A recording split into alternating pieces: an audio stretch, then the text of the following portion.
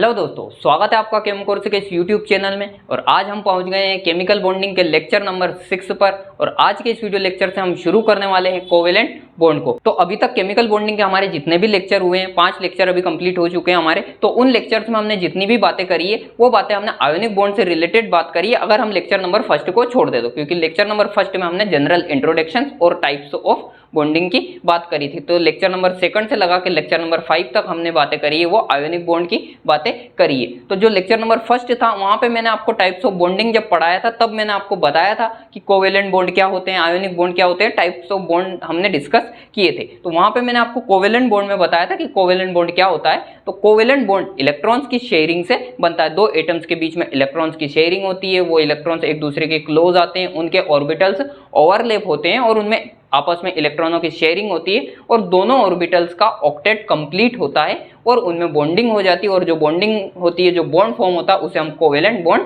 बोलते हैं और मॉलिक्यूल्स फॉर्म हो जाता है। ये बातें मैंने आपको लेक्चर नंबर 1 में बताई थी जब मैंने आपको कोवेलेंट बॉन्ड पढ़ाया था। तो आज से जितने भी हमारे लेक्चर आएंगे, अब केमिकल बॉन्डिंग के लेक्चर नंबर 6 से लगा के अब जितने भी लेक्चर बनेंगे, 7-8 लेक्चर हमारे और बनेंगे, उन सारे लेक्चर्स में हम कोवेलेंट बॉन्ड से रिलेटेड ही बात करेंगे। कोवेलेंट बॉन्ड से रिलेटेड हम कुछ थ्योरियां पढ़ेंगे। अभी तो जस्ट हम इस लेक्चर में तो कोवेलेंट बॉन्ड को समझेंगे कि कोवेलेंट बॉन्ड क्या होता है, कोवेलेंट बॉन्ड किस तरह से फॉर्म होता है, लोइस स्ट्रक्चर की बात करेंगे हम। इसके बाद में हम कोवेलेंट बॉन्ड या कोवेलेंट मॉलिक्यूल्स जो होते हैं उनकी कुछ प्रॉपर्टी, जनरल प्रॉपर्टी की बातें करेंगे। तो इसके बाद जितने भी हमारे लेक्चर आएंगे या इस लेक्चर से जितने भी लेक्चर आएंगे उन सारे लेक्चर में हम कोवेलेंट बॉन्ड और कोवेलेंट कंपाउंड की बात करेंगे, जिसमें हम डिफरेंट थ्योरियां पढ़ेंगे। वैलेंस बॉन्ड थ्योरी पढ़ेंगे हम इसके जस्ट बाद वाले लेक्चर में। उसके बाद में हम हाइब्रिडाइजेशंस की बात करेंगे। उसके बाद में हम एक और थ्योरी पढ़ेंगे, उसको हम वेस्पर थ्योरी बोलते हैं। उसके बाद में हम मोलिकुलर ऑर्बिटल थ्योरी पढ़ेंगे। डिफरेंट और भी चीजें हम इसमें पढ़ेंगे, जैसे जैसे हमारे टॉपिक आते जाएंगे वैसे वैसे।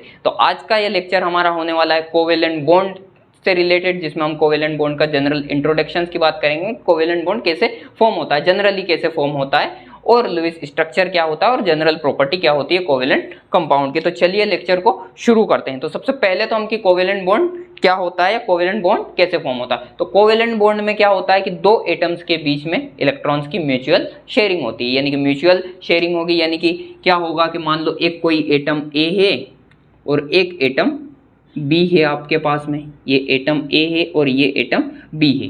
अब ये जो एटम ए है और एटम बी है, इनके वैलेंस शेल में मान लो कुछ इलेक्ट्रॉनों की कमी है अपना ऑक्टेट कंप्लीट करने के लिए। मान लो एटम ए के वैलेंस शेल में टोटल 7 इलेक्ट्रॉन है और इसको एक इलेक्ट्रॉन और चाहिए 8 इलेक्ट्रॉन करने के लिए या अपना ऑक्टेट कंप्लीट करने के लिए। इसी तरह जो हमारा एटम बी है, एटम बी के वैलेंस शेल में भी 7 इलेक्ट्रॉन है और इसे भी एक इलेक्ट्रॉन्स की ज़रूरत है अपना ऑक्टेट कंप्लीट करने के लिए या 8 इलेक्ट्रॉन पूरे करने के लिए।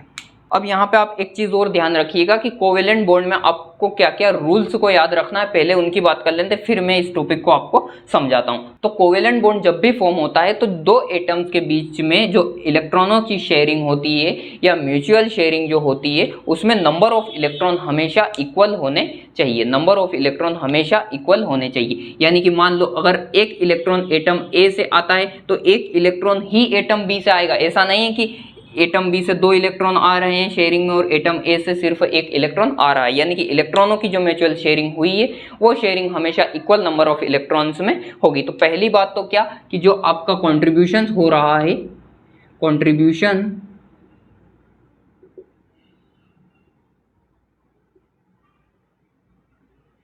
Always in equal number of electron. जो इलेक्ट्रॉनों का कॉन्ट्रीब्यूशन हो रहा है या म्यूचुअल शेयरिंग हो रही है वो हमेशा इक्वल नंबर ऑफ इलेक्ट्रॉन में होगी। दोनों एटम्स के बीच में इक्वल नंबर की इलेक्ट्रॉन शेयरिंग होगी। दूसरी बात जो आपको ध्यान रखनी है वो क्या है, दूसरी बात आपको ध्यान रखनी है वो ये है कि ये एटम जो है म्यूचुअल शेयरिंग कर रहे हैं या इलेक्ट्रॉनों की शेयरिंग कर रहे हैं, ये हमेशा इनमें वो टेंडेंसी होनी चाहिए इलेक्ट्रॉन्स को शेयरिंग करने की। अब भाई जब तक इसमें इलेक्ट्रॉन्स को शेयरिंग करने की टेंडेंसी नहीं रहेगी इन एटम में, अगर कोई एटम्स उतना कैपेबल ही नहीं रहेगा या उसमें वो टेंडेंसी नहीं रहेगी इलेक्ट्रॉन्स को शेयरिंग करने की, तो वो एटम्स इलेक्ट्रॉन्स की शेयरिंग कैसे कर पाएगा। और इलेक्ट्रॉन की शेयरिंग नहीं होगी तो कोवेलेंट बॉन्ड कैसे फॉर्म होगा। यानी कि एटम्स के पास में टेंडेंसी होनी चाहिए, atoms have tendency to mutual, MU है ये, mutual sharing of electron. Electron की म्यूचुअल शेयरिंग की टेंडेंसी होनी चाहिए एटम्स के अंदर। और ऐसे कौन से एटम्स होते हैं जिनमें ये टेंडेंसी होती है? तो वो एटम्स होते हैं या वो एलिमेंट्स होते हैं नॉन मेटल्स। नॉन मेटल्स में ये टेंडेंसी होती है म्यूचुअल शेयरिंग की। अब जो मेटल्स होते हैं, मेटल्स में मैंने आपको बताया था, जब मैंने आपको मेटेलिक बॉन्ड समझाया था फर्स्ट लेक्चर में, वहां पे मैंने आपको बताया था कि जो मेटल्स होते हैं उनमें जो इलेक्ट्रॉन्स को डोनेट करने की या इलेक्ट्रॉन्स को रिलीज करने की बहुत ज्यादा टेंडेंसी होती है। इसलिए मेटल्स कभी भी कोवेलेंट बॉन्ड फॉर्म नहीं करते। कोवेलेंट बॉन्ड हमेशा नॉन मेटल ही फॉर्म करेंगे। इसके बाद में जो थर्ड बात आपको याद रखनी है वो होती है कि ये जो म्यूचुअल शेयरिंग हुई है दो एटम्स के बीच में इलेक्ट्रॉनों की, इन इलेक्ट्रॉनों को दोनों एटम्स के ऑक्टेट में काउंट किया जाएगा। मान लो एक इलेक्ट्रॉन्स एटम ए से आता है और एक इलेक्ट्रॉन्स एटम बी से आता है, और ये दोनों इलेक्ट्रॉन्स कंट्रीब्यूट करते हैं बॉन्डिंग में और कोवेलेंट बॉन्ड फॉर्म हो रहा है। तो ये जो इलेक्ट्रॉन है, दो इलेक्ट्रॉन जो शेयरिंग के दो इलेक्ट्रॉन हैं, ये दोनों इलेक्ट्रॉन्स एटम ए की ऑक्टेट में भी काउंट होंगे और ये दोनों इलेक्ट्रॉन एटम बी के ऑक्टेट में भी काउंट होंगे। तो जो शेयरिंग के इलेक्ट्रॉन होंगे, sharing electron count in both atom octet,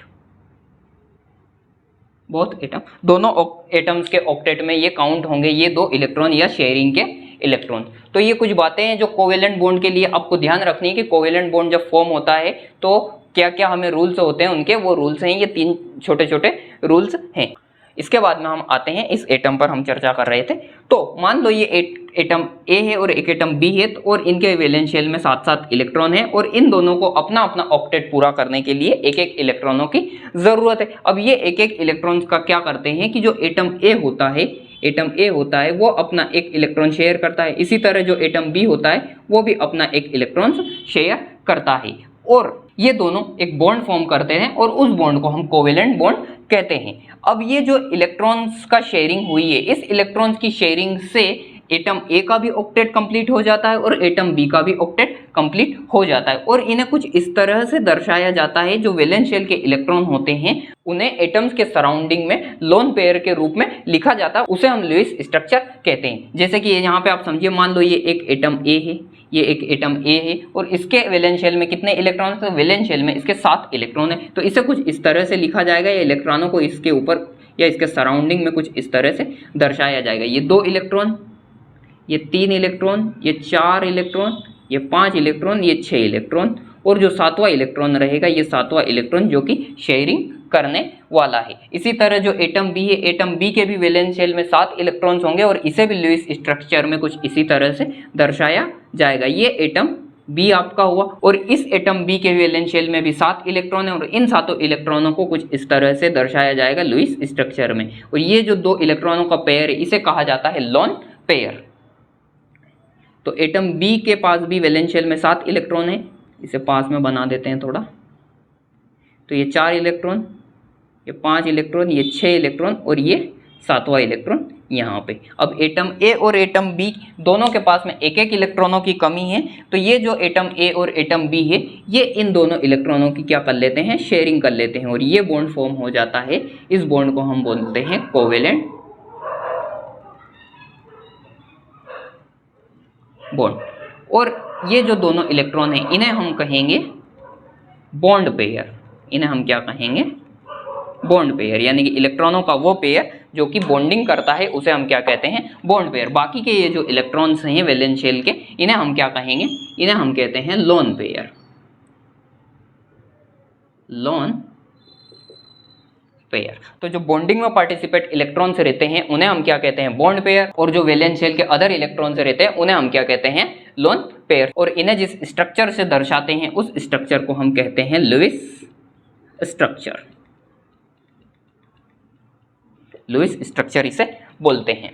अब ये जो म्यूचुअल शेयरिंग के इलेक्ट्रॉन है, ये इलेक्ट्रॉन्स एटम ए में भी काउंट होंगे और एटम बी में भी काउंट होंगे। तो काउंट कर लीजिए कि एटम ए का ऑक्टेट कंप्लीट हो रहा है या नहीं और एटम बी का ऑक्टेट कंप्लीट हो रहा है या नहीं। तो एटम ए के पास में टोटल कितने इलेक्ट्रॉन हो गए, 2, 2 4, 2 6 और 2 ये शेयरिंग के। टोटल कितने इलेक्ट्रॉन हो गए एटम ए के पास में, 8 इलेक्ट्रॉन हो गए ऑक्टेट में, यानी कि वैलेंस शेल में 8 इलेक्ट्रॉन हो गए। इसी तरह एटम बी में 2, 2 4 और 2 6 और 2 इलेक्ट्रॉन ये, क्योंकि शेयरिंग के इलेक्ट्रॉन दोनों एटम में काउंट होंगे। तो एटम बी के पास भी 8 इलेक्ट्रॉन हो गए, यानी कि दोनों का ऑक्टेट कंप्लीट हो गया, दोनों एटम स्टेबल हो गए, यानी कि दोनों एटम ने मॉलिक्यूल्स फॉर्म कर लिया, मॉलिक्यूल्स फॉर्म कर लिया। और ये मॉलिक्यूल जो फॉर्म होगा, ये अब मॉलिक्यूल्स कुछ इस तरह से दर्शाएंगे। इस मॉलिक्यूल्स को हम ए बी लिखेंगे और ये बॉन्ड कौन सा बॉन्ड हो जाएगा, ये बॉन्ड कोवेलेंट बॉन्ड हो जाएगा।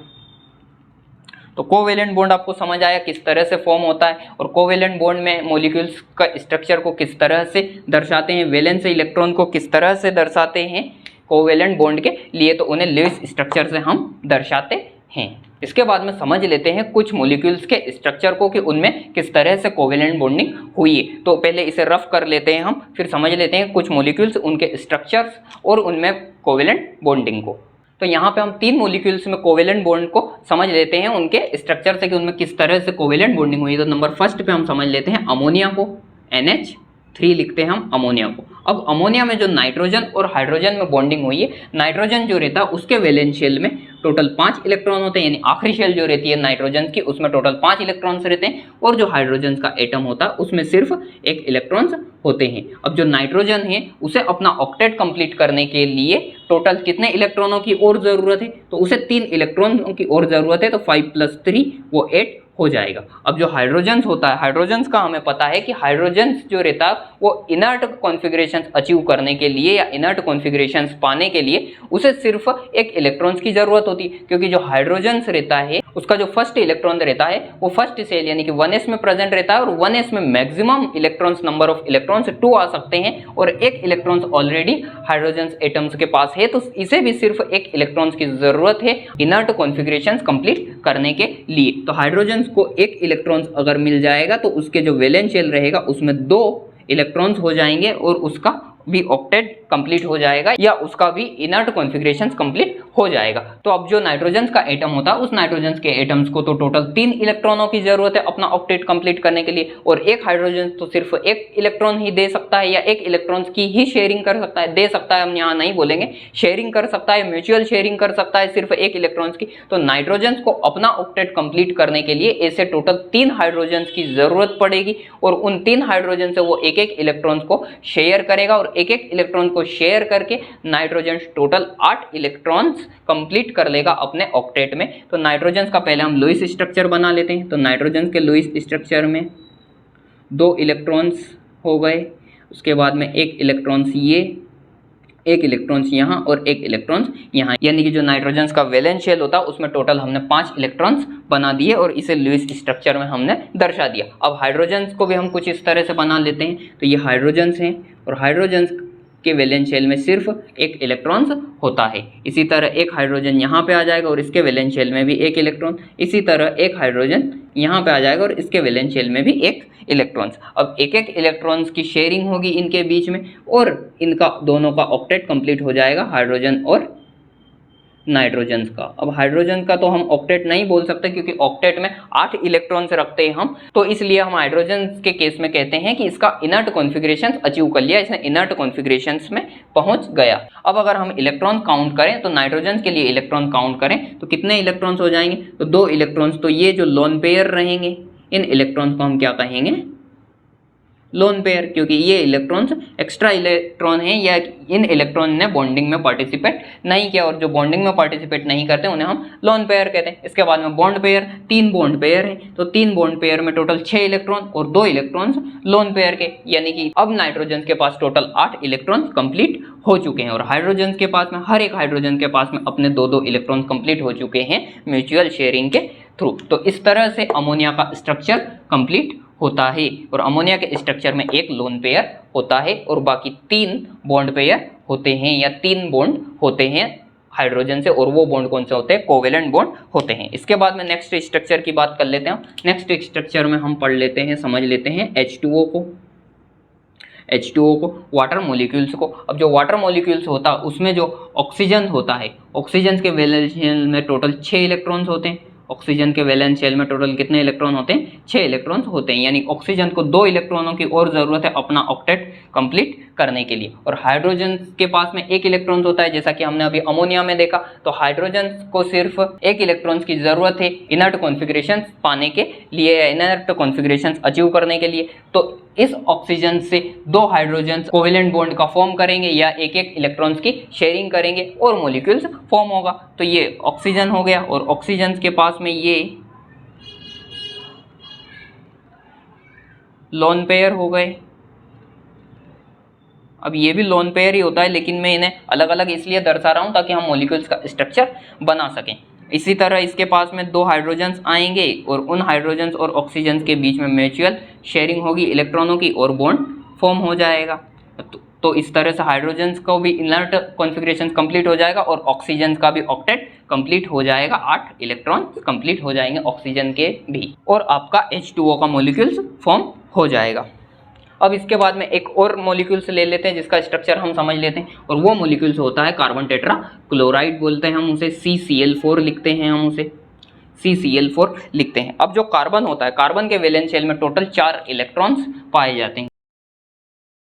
उसमें टोटल 4 इलेक्ट्रॉन्स पाए जाते हैं वैलेंस शेल में। तो 4 इलेक्ट्रॉन्स हम बना लेते हैं यहाँ पे वैलेंस शेल के कार्बन के।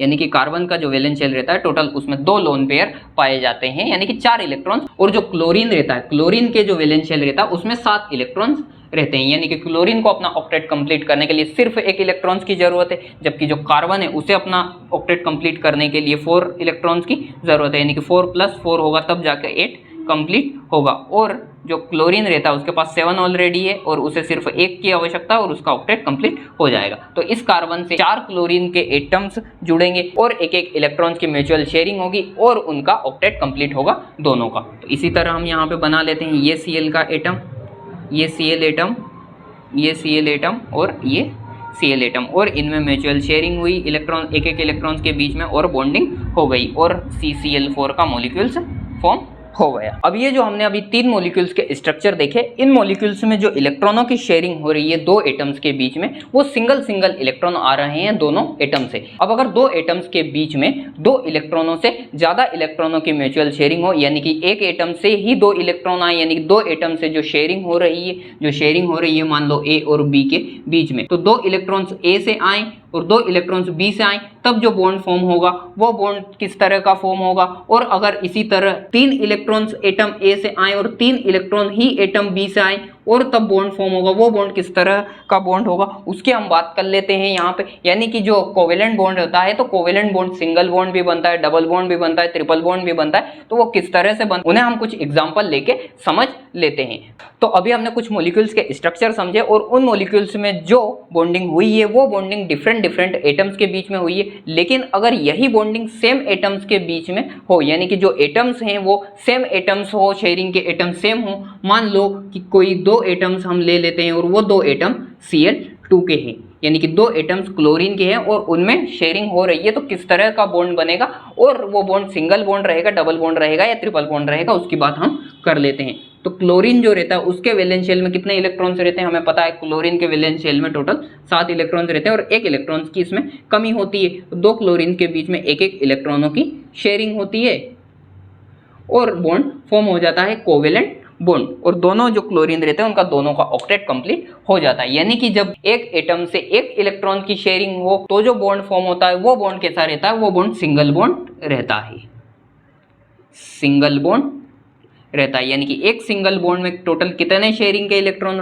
रहेंगे, तो 2 शेयरिंग इलेक्ट्रॉन्स होते हैं और इन्हें हम बॉन्ड पेयर बोलते हैं। अब अगर एक एटम से 2 इलेक्ट्रॉनों की शेयरिंग हो या एक एटम से 2 इलेक्ट्रॉनों की म्यूचुअल शेयरिंग और 2 एटम्स के बीच में 2-2 इलेक्ट्रॉनों में जब बॉन्ड बनता है तो वो बॉन्ड किस तरह का रहता है उसे हम समझ लेते हैं। तो उसके लिए हम एक एग्जांपल लेते हैं, यहाँ पे O2 का एग्जांपल ले लेते हैं। अब O2 का जो मॉलिक्यूल्स रहता है उस मॉलिक्यूल्स में डबल बॉन्ड फॉर्म होते हैं और इस डबल बॉन्ड में एक O2 के एटम से 2 इलेक्ट्रॉन्स की शेयरिंग होती है, यानी कि एक एटम से टोटल 2 इलेक्ट्रॉनों की शेयरिंग होती है और इस तरह से टोटल 2 बॉन्ड फॉर्म होते हैं या डबल बॉन्ड फॉर्म होते हैं। डबल बॉन्ड फॉर्म होते हैं। और डबल बॉन्ड में टोटल कितने इलेक्ट्रॉन्स पार्टिसिपेट करते हैं, तो टोटल 4 इलेक्ट्रॉन्स पार्टिसिपेट करते हैं और 2 शेयरिंग पेयर बनते हैं या 2 बॉन्ड पेयर बनते हैं O2 के मॉलिक्यूल्स में। तो O2 के मॉलिक्यूल्स में डबल बॉन्डिंग होती है और एक O2 के मॉलिक्यूल्स में टोटल 2 बॉन्ड पेयर्स होते हैं। इसी तरह हम ट्रिपल बॉन्ड का एक एग्जांपल ले लेते हैं और ट्रिपल बॉन्ड का एग्जांपल होता है N2 का मॉलिक्यूल्स। तो N2 का जो मॉलिक्यूल्स होता है उसमें जो नाइट्रोजन के एटम होते हैं उन नाइट्रोजन के एटम के बीच में ट्रिपल बॉन्डिंग होती है। अब जो नाइट्रोजन का एटम होता है उसके वैलेंस शेल में टोटल इलेक्ट्रॉन होते हैं और एक नाइट्रोजन को अपना ऑक्टेट कंप्लीट करने के लिए 3 इलेक्ट्रॉनों की जरूरत होती है। तो 2 नाइट्रोजन के एटम मिलकर 3-3 इलेक्ट्रॉनों की शेयरिंग करते हैं, 3-3 इलेक्ट्रॉनों की म्यूचुअल शेयरिंग करते हैं और ट्रिपल बॉन्ड फॉर्म करते हैं। यहाँ पे बनता है ट्रिपल बॉन्ड। ट्रिपल बॉन्ड यानी कि 3 बॉन्ड पेयर फॉर्म होते हैं नाइट्रोजन के बीच में और N2 गैस बनती है और एक गैसियस फॉर्म में रहती है। नाइट्रोजन आपको पता ही होगा ये तो। इसके बाद में हम बात कर लेते हैं कोवेलेंट कंपाउंड के कुछ कैरेक्टरिस्टिक की कि कोवेलेंट कंपाउंड की फिजिकल स्टेट्स क्या क्या हो सकती है, कोवेलेंट कंपाउंड की इलेक्ट्रिसिटी फ्लो क्या हो सकता है यानी कि कंडक्टेंस कैसा हो सकता है, उसके बाद में इनका मेल्टिंग पॉइंट बॉइलिंग पॉइंट क्या हो सकता है, यानी कि जनरल प्रॉपर्टी की बात कर लेते हैं, जनरल कैरेक्टरिस्टिक्स की बात कर लेते हैं। तो हेडिंग डालिएगा प्रॉपर्टीज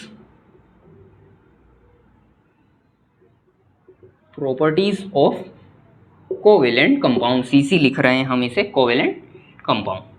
तो सबसे पहले हम कोवेलेंट कंपाउंड की फिजिकल स्टेट की बात कर लेते हैं कि फिजिकल स्टेट इनकी क्या क्या हो सकती है।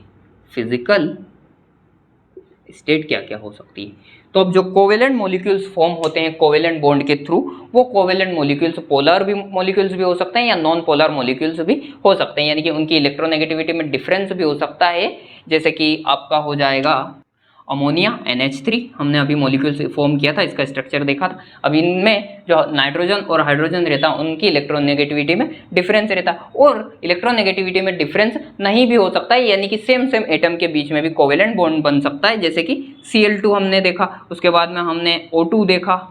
तो ये नॉन पोलर मॉलिक्यूल्स भी हो सकते हैं और पोलर मॉलिक्यूल्स भी हो सकते हैं। अब जो इनकी फिजिकल स्टेट की बात करते हैं, यानी कि जो कोवेलेंट कंपाउंड होते हैं वो गैसियस स्टेट में एग्जिस्ट करते हैं या वो लिक्विड स्टेट में एग्जिस्ट करते हैं या वो सॉलिड स्टेट में एग्जिस्ट करते हैं। तो जो कोवेलेंट कंपाउंड में जो मॉलिक्यूल्स फॉर्म होता है उनके मॉलिक्यूल्स के बीच में वांडरवाल वी आएगा, वांडरवाल फोर्स काम करता है या वांडरवाल बॉन्डिंग होती है। वांडरवाल बॉन्डिंग क्या होती है ये भी मैंने आपको जब फर्स्ट लेक्चर पढ़ाया था टाइप्स ऑफ बॉन्ड, वहां बताया था कि 2 मॉलिक्यूल्स में जब एक वीक बॉन्डिंग होती है तो उसे हम वांडरवाल बॉन्ड बोलते हैं। तो इनमें डिफरेंट टाइप का वांडरवाल बॉन्ड पाया जाता है, इसमें वीक वांडरवाल बॉन्ड पाया जाता है और ये भी एक रेंज में पाया जाता है। तो ये जो फिजिकल स्टेट इनकी रहने वाली है कोवेलेंट कंपाउंड की, वो फिजिकल स्टेट इनकी गैसियस स्टेट में भी पाए जा सकते हैं, ये लिक्विड स्टेट में भी पाए जा सकते हैं और ये सॉलिड स्टेट में भी पाए जा सकते हैं। और ये इनकी डिफरेंट जो स्टेट रहती है, इन डिफरेंट स्टेट रहने का रीजन क्या है कि ये जो वांडरवाल फोर्स रहता है, इस वांडरवाल फोर्स में वेरिएशंस होता है, डिफरेंट वैल्यू के साथ में, डिफरेंट पावर के साथ में ये काम करता है। तो इसकी वजह से जो कोवेलेंट कंपाउंड रहते हैं वो तीनों फिजिकल स्टेट में पाए जाते हैं, यानी कि ये गैसियस में भी पाए जाएंगे। गैसियस में आपके एग्जांपल आ जाएंगे, O2 आ गया, आपका N2 आ गया। इसके बाद में लिक्विड में इसके एग्जांपल आ जाएंगे, लिक्विड स्टेट के एग्जांपल, सबसे मेन एग्जांपल इसका H2O हो गया। इसके बाद में Br2 हो गया, ब्रोमीन जो होती है, ब्रोमीन लिक्विड पाया जाता है। इसके बाद में इसके सॉलिड के कुछ एग्जांपल ले लीजिए आप, सॉलिड के एग्जांपल में I2 हो गया, आयोडीन सॉलिड स्टेट में पाया जाता है, इसमें कोवेलेंट बॉन्डिंग होती है। इसके बाद में सबसे बेस्ट एग्जांपल है कोवेलेंट बॉन्ड का सॉलिड में, वो होता है आपका हीरा यानी कि डायमंड सबसे स्ट्रॉन्ग सॉलिड है।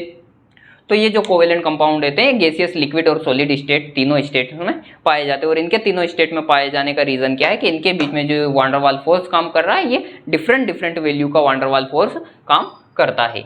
इसके बाद में बात कर लेते हैं नेक्स्ट प्रॉपर्टी की। तो नेक्स्ट प्रॉपर्टी इनकी होती है melting point and boiling point, MP and BP, melting point and boiling point. तो जो कोवेलेंट कंपाउंड होते हैं उनका जो मेल्टिंग पॉइंट और बॉइलिंग पॉइंट होता है वो आयोनिक कंपाउंड के कंपेयर में कम होता है, क्योंकि इनमें जो बॉन्डिंग होती है ये कोवेलेंट बॉन्डिंग, ये आयोनिक कंपाउंड या इलेक्ट्रोस्टैटिक बॉन्डिंग से कमजोर बॉन्डिंग होती है, वीक बॉन्डिंग होती है, जिसकी वजह से जो इनका मेल्टिंग पॉइंट और बॉइलिंग पॉइंट रहता है वो आयोनिक कंपाउंड के कंपेयर में कम रहता है। इसके बाद में सोल्यूबिलिटी की बात कर लेते हैं।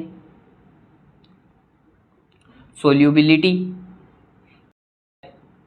कि कोवेलेंट कंपाउंड की सोल्यूबिलिटी क्या होती है। तो जनरली जो कोवेलेंट कंपाउंड होते हैं वो पोलर सॉल्वेंट में डिसॉल्व नहीं होते। जिस तरह से आयोनिक कंपाउंड पोलर सॉल्वेंट में डिसॉल्व होते हैं वैसे ये कोवेलेंट कंपाउंड पोलर सॉल्वेंट में डिसॉल्व नहीं होंगे। Covalent compound non polar solvent में डिसॉल्व होते हैं। तो जो ये कोवेलेंट कंपाउंड होते हैं ये नॉन पोलर सॉल्वेंट जैसे बेंजीन हो गया, उसके बाद में आपका CCl4 हो गया। तो ये जो सॉल्वेंट होते हैं ये नॉन पोलर सॉल्वेंट होते हैं और इनमें कोवेलेंट कंपाउंड डिसॉल्व होते हैं। इसके बाद में नेक्स्ट जो प्रॉपर्टी है उसकी बात कर लेते हैं, यहाँ पे ही लिख देते हैं इसको हम। नेक्स्ट प्रॉपर्टी हो जाएगी इलेक्ट्रिक करंट या इलेक्ट्रिक कंडक्टिविटी लिखेंगे इसे हम। इलेक्ट्रिक कंडक्टिविटी कि जो कोवेलेंट कंपाउंड होते हैं उनकी कंडक्टिविटी क्या होती है। तो जो कोवेलेंट कंपाउंड होते हैं वो बैड कंडक्टर होते हैं। बैड कंडक्टर यानी कि बुरे कंडक्टर होते हैं। उसका रीजन क्या है कि जो कोवेलेंट कंपाउंड होते हैं ये आयन फॉर्म नहीं करते, ये कभी भी आयन फॉर्म नहीं करते। अगर ये आयन फॉर्म करते फिर ये आयोनिक बॉन्डिंग में आते। तो ये आयन फॉर्म नहीं करने की वजह से इनमें जो फ्लो ऑफ इलेक्ट्रॉन्स रहता है वो नहीं हो पाता। और आपको पता है कि जिसमें फ्लो ऑफ इलेक्ट्रॉन नहीं होता या जो कैपेबल नहीं होता फ्लो ऑफ इलेक्ट्रॉन का वो इलेक्ट्रिसिटी का बैड कंडक्टर होता है, क्योंकि इलेक्ट्रिसिटी का फ्लो हमेशा फ्लो ऑफ इलेक्ट्रॉन से ही होता है। तो ये इलेक्ट्रिसिटी के बैड कंडक्टर होते हैं। उसके बाद में बात कर लेते हैं नेक्स्ट इनके कैरेक्टरिस्टिक्स या प्रॉपर्टी की। Directional nature.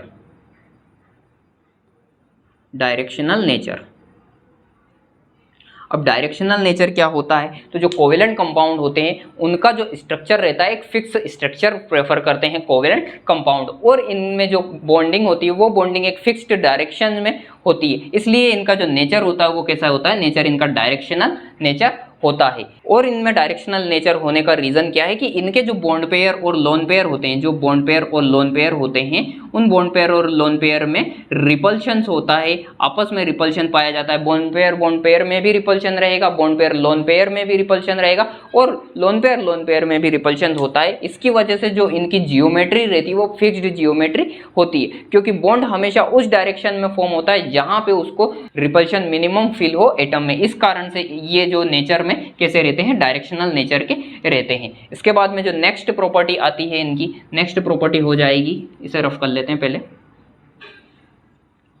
दो प्रॉपर्टी और बची है। तो नेक्स्ट इनकी प्रॉपर्टी जो होती है मॉलिक्यूलर रिएक्शन। अब जो कोवेलेंट कंपाउंड होते हैं ये कंपाउंड कंपैरेटिवली जो आयोनिक कंपाउंड होते हैं उनके कंपेयर में लो रिएक्शंस प्रेफर करते हैं, यानी कि इनकी जो रिएक्शंस करने की कैपेबिलिटी होती है या प्रोडक्ट फॉर्म करने की कैपेसिटी होती है वो आयोनिक कंपाउंड से कम होती है, यानी कि इनका जो रेट ऑफ रिएक्शंस होता है वो आयोनिक कंपाउंड के रेट ऑफ रिएक्शन से कम होता है, क्योंकि ये आयन फॉर्म नहीं कर सकते। अब आयन फॉर्म नहीं करते तो इनके जो रिएक्शंस होगी वो रिएक्शन स्लो रिएक्शन होगी, क्योंकि जो जिनमें आयन फॉर्म होता है, आयन सबसे अनस्टेबल कंडीशन होती है एटम्स की, और जो अनस्टेबल होता है वो रिएक्शन जल्दी कर लेता है। इसलिए आयोनिक कंपाउंड के कंपेयर में ये इनकी जो मॉलिक्यूलर रिएक्शन होती है वो स्लो रिएक्शन शो करते हैं कोवेलेंट कंपाउंड्स। इसके बाद में नेक्स्ट इनकी जो प्रॉपर्टी आती है वो आइसोमेरिज्म होती है। अब आइसोमेरिज्म क्या होती है, तो आइसोमेरिज्म को अभी जस्ट आप इतना समझिए कि आइसोमेरिज्म वो फिनोमिना होता है किसी भी मॉलिक्यूल्स का जिसमें उनका जो मॉलिक्यूलर वेट रहता है, मॉलिक्यूलर वेट और नंबर ऑफ एटम्स उस मॉलिक्यूल्स में सेम रहेंगे, लेकिन उसका जो स्ट्रक्चर रहेगा, अभी हमने डायरेक्शनल स्ट्रक्चर की बात करी यहाँ पे या डायरेक्शनल नेचर की बात करी, तो वहाँ पे हमने आपको बताया था कि इनका स्ट्रक्चर फिक्स्ड रहता है। तो आइसोमेरिज्म वो फिनोमिना होता है जिसमें किसी भी मॉलिक्यूल्स का मॉलिक्यूलर वेट और उसमें नंबर ऑफ एटम्स तो सेम रहेंगे, लेकिन उसका जो स्ट्रक्चर रहेगा वो डिफरेंट स्ट्रक्चर शो करेगा, यानी कि एक ही मॉलिक्यूल्स दो तरह के स्ट्रक्चर अगर शो करता है तो उसे हम आइसोमेरिज्म कहते हैं। अभी ये जो आइसोमेरिज्म है ये आपको जो आपकी यूनिट नंबर ये 3rd चल रही है, 4th और 5th यूनिट में पूरा आइसोमेरिज्म ही पढ़ना है आपको, क्योंकि वहाँ पे एक पूरा चैप्टर आपको आइसोमेरिज्म का होने वाला है। इस चैप्टर का नाम रहने वाला है आपका स्टीरियोकेमिस्ट्री ऑफ ऑर्गेनिक कंपाउंड, तो वहाँ पे पूरी हम डिटेल में आइसोमेरिज्म पढ़ेंगे। तो अभी जस्ट आप ये समझिए कि आइसोमेरिज्म क्या होती है। तो आइसोमेरिज्म वो फिनोमिना होता है या वो प्रक्रिया होती है किसी भी मॉलिक्यूल्स की जिसमें उसका मॉलिक्यूलर वेट और उसका नंबर ऑफ एटम सेम रहता है, लेकिन उसका जो स्ट्रक्चर रहता है वो डिफरेंट डिफरेंट पाया जाता है। तो कोवेलेंट कंपाउंड में ये प्रॉपर्टी पाई जाती है कि वो आइसोमेरिज्म शो करते हैं। तो ये कुछ कोवेलेंट कंपाउंड्स की प्रॉपर्टीज होती है जो कि जनरल प्रॉपर्टीज है। तो आज के इस वीडियो लेक्चर में हमने कोवेलेंट बॉन्ड पढ़ा, उसके बाद में हमने लुईस स्ट्रक्चर पढ़ा कि लुईस स्ट्रक्चर क्या होते हैं, उसके बाद में हमने single bond, double bond, triple bond किस तरह से फॉर्म होते हैं उनकी बात करी, और हमने कोवेलेंट कंपाउंड की जनरल प्रॉपर्टी की बात करी। उम्मीद है आपको इस वीडियो लेक्चर से कोवेलेंट कंपाउंड्स का जो जनरल इंट्रोडक्शन है या जो जनरल बातें हैं वो समझ आई होगी। अगर आपको ये वीडियो लेक्चर पसंद आया हो तो इस वीडियो लेक्चर को अपने फ्रेंड लोगों के साथ जरूर शेयर कीजिए। सो वीडियो को यहीं पे फिनिश करते हैं। सो मिलते हैं नेक्स्ट लेक्चर में, तब तक के लिए बाय बाय, थैंक यू।